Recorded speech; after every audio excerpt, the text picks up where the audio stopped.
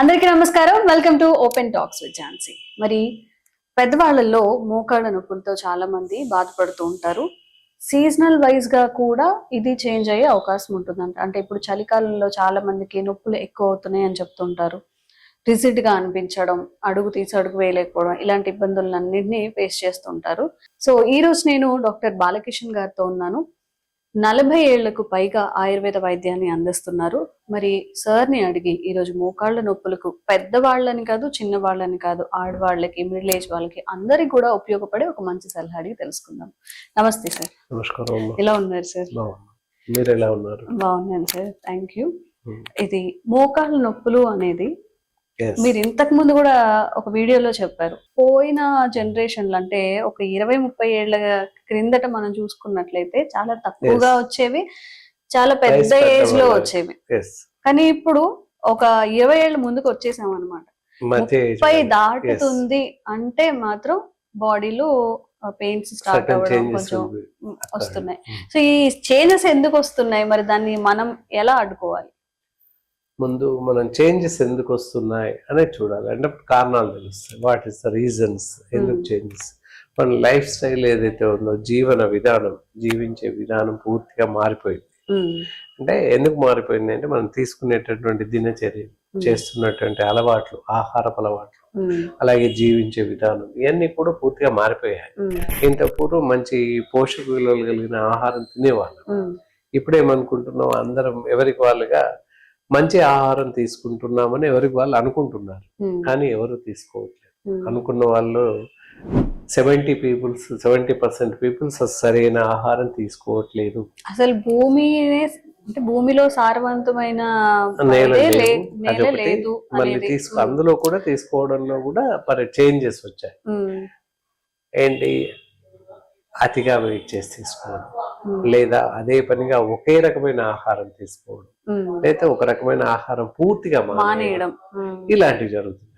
అలాగే సమయాలు పాటించకపోవడం, భోజన వేళలు ఉంటాయి, భోజన వేళలు పాటించకపోవడం, ఏదో ఒక సమయంలో తినేసేయడం, నిద్ర ఏదో ఒక సమయంలో నిద్రించడం, ఇవన్నీ కూడా జీవన విధానంలో, మనం జీవించే విధానంలో వాటి యొక్క ఎఫెక్ట్, వాటి యొక్క ఫలితాలు, దుష్ఫలితాలను చూపిస్తుంది. సార్, ఫుడ్ హ్యాబిట్స్ అంటే నిజంగానే ఇప్పుడు భూమిలో సారం లేకపోయిన దాంతో పాటుగా పెస్టిసైడ్స్ ఇవన్నీ వేస్తున్నారు అనుకుందాం, ఓకే. నిద్రలేమి వల్ల కూడా బాడీ పెయిన్స్ వచ్చే చాలా రకాల దుష్ఫలితాలు జరిగే అవకాశం ఉంది. వేరే ఎప్పుడైతే సరైన సమయాల్లో నిద్ర లేకపోవడం, నిద్ర ఉండడం వేరు, అతి నిద్ర వేరు, అసంబద్ధమైన నిద్ర వేరు. అసలే నిద్రపోకుండా మేమేమంటాం, ఒక మనిషికి మినిమం సాధారణంగా 6 నుంచి 8 గంటల నిద్ర అవసరం అని చెప్తాం. డాక్టర్ గారు 8 గంటల నిద్ర అవసరం అన్నారు కాబట్టి రాత్రి 12:30 వరకు మేల్కొని ఉదయం 10కి లేవడం, 12 గంటలకు లేవడం. ఇప్పుడు అదే చాలా మంది చేస్తున్నది ఏంటంటే, అర్ధరాత్రి 12, 1, 2 వరకు ఉన్నా కూడా 8 అవర్స్ స్లీప్ అంటే అక్కడ నుంచి ఒక 8 అవర్స్ పడుకుంటే సరిపోతుంది కదా. అది కాదు, that is not a matter. అసలే కరెక్ట్ కాదు. సమయాలు తప్పకుండా పాటించాలి. బ్రహ్మ ముహూర్తం అంటాం. అంటే 5 గంటలకి, 4:30, 5 గంటలకి లేస్తే దాన్ని బ్రహ్మ ముహూర్తం అంటారు, 4-5 మధ్యలో. సో బ్రహ్మ ముహూర్తంలో మనం ఏ పని చేసినా సక్సెస్ అవుతుంది. అంటే దట్ ఈస్ అయిన స్తబ్దత, పాత ఆచారం అనుకున్నప్పటికీ తప్పులేదు.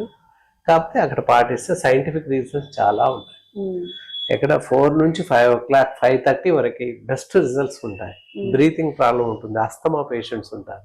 అస్తమా పేషెంట్స్ కి చలి పడదు ఒరిజినల్లీ, కానీ 5:30కి లేసి పర్టికులర్ బ్రీతింగ్ ఎక్సర్సైజ్ చేపిస్తాం వాళ్ళకి.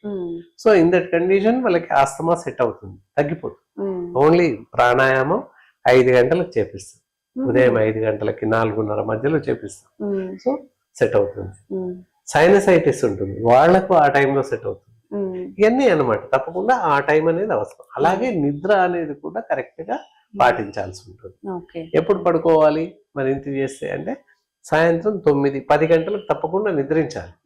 ఉదయం 6 గంటల లోపు లేవాలి, ఆ తర్వాత పడుకోకూడదు. పడుకుంటే ఏంటంటే శరీరంలో విషవాయువులు వెలువడుతుంటాయి. మనం తీసుకున్న ఆహారం కాకుండా సరిగా జీర్ణం కాదు, అలాగే విష పదార్థాలు, విషతుల్యమైనటువంటి రసాయనాలు శరీరం లోపల వెలువడుతూ ఉంటాయి. దానివల్ల అత్యంత ప్రమాదకరంగా మారే అవకాశం ఉంది. ఓకే, ఇప్పుడు ఫుడ్ గురించి మాట్లాడుకుంటున్నాం కాబట్టి, అసలు మోకాళ్ళ నొప్పులు ఉన్న వాళ్ళు అవాయిడ్ చేయాల్సిన ఫుడ్స్ ఏంటి? ఇప్పుడు జనరల్ గా అందరికి తెలిసింది ఒక్కటి ఏంటంటే ఆలు తినొద్దని చెప్తారు. ఆలు తప్ప ఇంకేం తినకూడదు ఎవరికి తెలియదు ఇప్పటి వరకు కూడా. దాని గురించి ఏదైనా కూడా ఇప్పుడు నీ పెయిన్స్ వచ్చాయి, మేబీ అదొక రకమైన నొప్పి, నీ ట్రాన్స్ప్లాంటేషన్ నీ నొప్పి, మోకాళ్ళు అరుగుదల వల్ల రావడం వస్తుంది. కారణాలు ఏంటి అని చూస్తే ఎక్కువ బరువులు మోయడం, అలాగే గబగబా నడవడం, మెట్లు ఎక్కడం దిగడం. ఇప్పుడు పట్టణ జీవన విధానంలో ఫ్లోర్స్ ఆఫ్ బిల్డింగ్స్ ఉన్నాయి, 3 floors 4 floors 10 అంతస్తుల బిల్డింగ్స్ కూడా ఉన్నాయి. సో ఇన్ దట్ కండిషన్ ఏంటి అంటే మెట్లు ఎక్కుతూ దిగడం చేయడం వల్ల మోకాళ్ళ పైన ఎక్కువ బరువు పడుతుంది, దానివల్ల నొప్పి ఎక్కువ వస్తుంది. బరువులు ఎక్కువగా మన శరీరం మోసే కన్నా ఎక్కువ బరువులు మోయడం వల్ల కూడా నొప్పి వస్తుంది. ఎక్కువ బరువు మోయడంతో పాటు మన బాడీ వెయిట్ ఎక్కువైనా కూడా వస్తుంది. శారీరక బరువు పెరిగితే కూడా మోకాళ్ళ నొప్పులు ఎక్కువ రావడం అవకాశం ఉంది. కాబట్టి ముఖ్యంగా మెట్లు ఉన్న ప్రాంతంలో లిఫ్ట్ ఉంటే కనుక లిఫ్ట్ ఉపయోగించుకోవడం మంచిది. అదర్వైజ్ లిఫ్ట్ లేదు అనుకున్న ప్రాంతంలో తప్పనిసరిగా మెట్లు ఎక్కాలి దిగాలి అనుకుంటే అవసరమైతే తప్ప మెట్లు ఎక్కి చేయకూడదు. అవసరం ఉన్నట్లయితే మెల్లిగా ఒక్కొక్క మెట్టు చొప్పున దిగాల్సి వస్తుంది. పారాఫిట్ వాల్ సపోర్ట్ పట్టుకొని మెల్లగా దిగాలి, మెల్లగా ఎక్కాలి. మళ్ళీ ఎక్కుతున్నప్పటికన్నా దిగేటప్పుడు ఎక్కువ బరువు పడుతుంది, అది ఎవరికి తెలియదు. ఈజీ అని గబగబా వచ్చేస్తాం కిందకి, అది చేయకూడదు. చాలా మెల్లిగా రావాలి, ఒక్కొక్క మెట్టు చొప్పున దిగుతూ వస్తే అప్పుడు కాళ్ళపైన బరువు పడదు, కొంతవరకు మనని మనం కాపాడుకోవచ్చు. ఇక మీరు అడిగిన ప్రశ్న, ఆహారం ఏం తీసుకోవాలి ఏం తీసుకోకూడదే ఆలోచించాలి ఎప్పుడైనా కూడా. ఏంటి అసంబద్ధమైన ఆహారం, ఏది junk foods, cakes, pizzas, burgers and cool drinks, alcohol, smoking, ఇవన్నీ. అండ్ ఆహారంలో జనరల్ ఆహారంలో చూసినట్లయితే కందిపప్పు, తువర్ దాల్ అంటాం, కందిపప్పు తినకూడదు, పూర్తిగా మానేయడం మంచిది. 15-20 daysకి ఒకసారి తింటే సరిపోతుంది. నొప్పులు ఉన్న వాళ్ళు పూర్తిగా మానేయడం మరీ మంచిది. ఇక నాన్ వెజిటేరియన్స్ లో వచ్చినట్లయితే మటన్, పీతలు, ఎండు చేపలు, ఫ్రాన్స్, రొయ్యలు ఇవి తినకూడదు. మన నాన్ వెజిటేరియన్స్ ఏం తినాలి అంటే చికెన్, ఎగ్, ఫిష్ ఇవి తినొచ్చు. ఇవి కాకుండా కూరగాయలు అన్ని తినొచ్చు. అందరూ అనుకుంటారు అపోహలు, మోకాళ్ళ నొప్పి రాగానే బంగాళదుంపలు మానేయడం, వంకాయలు మానేయడం, పులుసులు రసాలు మానేయడం, పెరుగు మానేయడం, గోంగూర మానేయడం చేస్తుంటారు. ఎంత మాత్రం కరెక్ట్ కాదు, అది అపోహ మాత్రమే. బంగాళదుంపలు తినొచ్చు బేషుగ్గా, వంకాయలు తినొచ్చు, దెన్ పులుసులు రసాలు తీసుకోవచ్చు. అన్ని రకాల ఆకుకూరలు, అన్ని రకాల కూరగాయలు తినొచ్చు. ఎలాంటి పథ్యం లేదు, ఎలాంటి ప్రాబ్లము కాదు. దానివల్ల మానేయాల్సిన అవి మాత్రమే, ఆల్కహాల్, మటను, కందిపప్పు ఇవి మానేస్తే మనని మనం కాపాడుకోవచ్చు. ఓకే, మరి మన ఆయుర్వేదంలో ఇప్పుడు జనరల్ గా అలోపతి మెడిసిన్ కి వెళ్ళాలి అంటే చాలా మంది దానివల్ల సైడ్ ఎఫెక్ట్స్ వస్తాయా అని ఫస్ట్ ఆలోచిస్తూ ఉంటారు. మరి ఎలాంటి సైడ్ ఎఫెక్ట్స్ లేకుండా జీవన శైలిలో మార్పులతో పాటుగా మెడిసిన్ ఏమైనా ఆయుర్వేదంలో ఉందా? ఉంది. ఇక్కడ మోకాళ్ళ నొప్పులు రాగానే ఇప్పుడు ఏంటి గ్రేడ్ 1, గ్రేడ్ 2, గ్రేడ్ 3 అని చెప్పేసి చెప్తుంటారు. నొప్పి ఎక్కువ తక్కువ దాన్ని చెప్పడం ఏంటి అంటే స్టేజెస్ ప్రకారంగా చెప్తూ ఉంటాం. ఎస్, 3rd స్టేజ్ దాటాక గో ఫర్ సర్జరీ, నీ ట్రాన్స్ప్లాంటేషన్ చేయించుకోండి, కీలు మార్పు చేయించుకోండి అని డాక్టర్ సజెస్ట్ చేస్తారు. ఇది 3rd స్టేజ్ లో ఉంటాయి.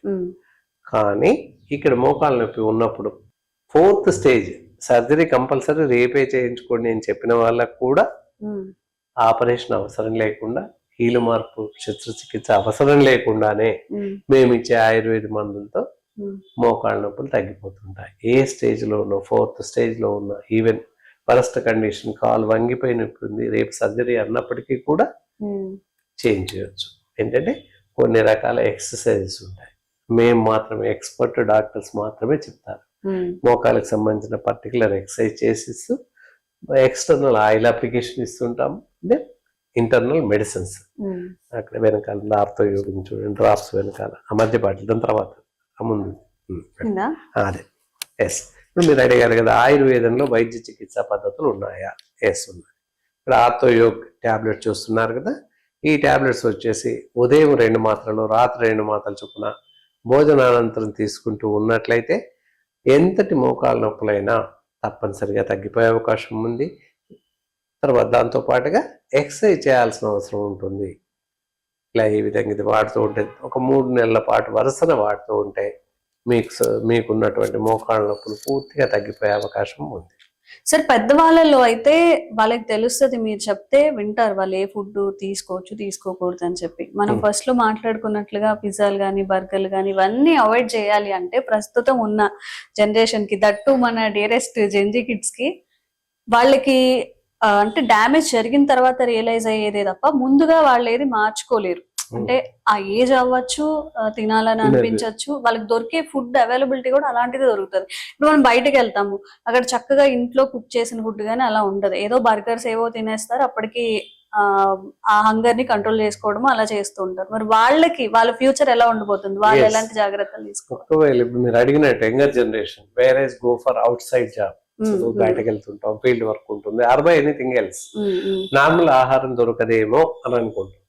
తప్పకుండా దొరుకుతుంది, దొరకని ప్రదేశం అంటూ లేదు. అయితే బేకరీకి వెళ్తాం కనుక జంక్ ఫుడ్స్ కనిపిస్తాయి. అదే ఆ పక్కన ఇంకో సెంటర్ కి వెళ్తే ఉడిపి హోటల్ ఉంటుంది, నాన్ వెజిటేరియన్ హోటల్ ఉంటుంది, చక్కగా ఆహారం తీసుకోవచ్చు. ఇంట్లో తయారు చేసిన ఆహారం లేకపోయినప్పటికీ ఇతరత్ర పదార్థాలు, రైస్ అవ్వచ్చు, అదర్ టిఫిన్స్ ఏవైనా దోశ, పూరి, ఇడ్లీ అవ్వచ్చు, అలాంటివి తీసుకోవచ్చు. సమస్య లేదు అనుకుంటే పళ్ళు తీసుకోవచ్చు. ఫ్రూట్స్ ఏవైనా కూడా all types of fruits can be taken, fruit juices, fruits తీసుకోవచ్చు. కానీ జంక్ ఫుడ్స్, కూల్ డ్రింక్స్ ఇలాంటివి తీసుకోకూడదు. కానీ అంత కాన్షియస్ గా వాళ్ళు అంత హెల్దీయెస్ట్ గా తినాలి అని చెప్పేది ఉండదు. సో ఇప్పుడు ఒక లాంగ్ రన్ లో ఇవన్నీ మనం ఒకటి అందుకే చెప్పాము, అందరూ బెస్ట్ ఫుడ్ తీసుకుంటున్నామని అనుకుంటున్నారు కానీ తీసుకోవట్లేదు అని అందుకే చెప్పాను. ఎందుకు అంటే వాళ్ళకి వాళ్ళు అనుకోవడం, మంచి వాటర్, అంత పిజ్జా బర్గర్ తినేసి మినరల్ వాటర్ 50 రూపాయల బాటిల్ కొనుక్కొని తాగుతూ ఉంటారు. ఆ మినరల్ వాటర్ కూడా అత్యంత ప్రమాదకరమే, అది తెలియదు వాళ్ళకి. మినరల్ వాటర్ కానీ లేదా ఫిల్టర్ వాటర్ కానీ అన్ని కూడా ప్రమాదకరమే.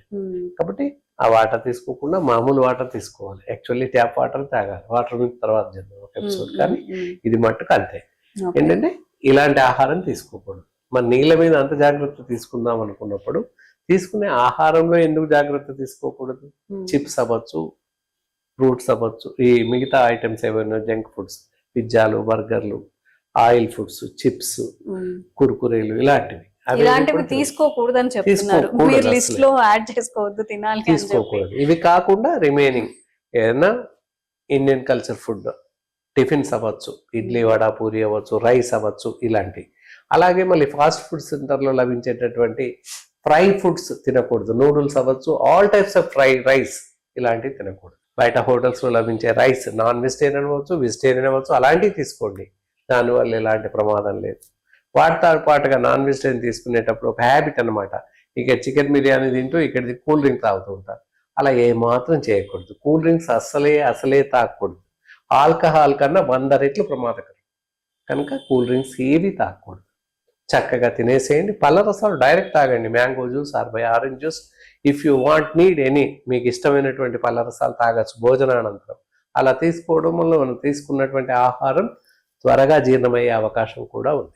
సో జెన్జీ కిడ్స్ కి ఇప్పుడు హెల్త్ మీద కాన్షియస్నెస్ ఉంది, కూల్ డ్రింక్స్ తాగకూడదు సార్ చెప్పినట్టు ఏదైతే ఉందో, కాస్త జిమ్ కి వెళ్ళడము, మన ఆ పేరెంట్స్ జనరేషన్ తో కంపేర్ చేస్తే కాన్షియస్ గానే ఉంటున్నారు. బట్ ఫుడ్ విషయంలో కూడా సార్ ఏవైతే జాగ్రత్తలు చెప్పారో, కొంచెం ఏదో ఒక చీట్ మీల్ లాగా అలాగైనా కూడా ప్లాన్ చేసుకోవచ్చు. ఈ కీళ్ళ నొప్పులు కానీ, లేకపోతే నాట్ ఓన్లీ కీళ్ళ నొప్పులు మాత్రమే కాదు, హెల్త్ జాగ్రత్తగా కాపాడుకోవాలి. ఇంకా అదర్ ఎలాంటి ఇష్యూస్ రాకుండా ఉండాలంటే ఫుడ్ అనేది 80% ఫుడ్ మీదే ఉంటుంది. కాబట్టి ఆ జాగ్రత్త అయితే మీరు పాటిస్తారు అనుకుంటున్నాము. సో ఇంకెవరికైనా కానీ ఎలాంటి ఆరోగ్య సమస్య ఉన్నదని కింద కామెంట్ చేయండి. తప్పకుండా బాలకిషన్ సార్ తో మళ్ళీ ఒక వీడియో చేసే ప్రయత్నం చేస్తాం. Thank you so much. నమస్కారం.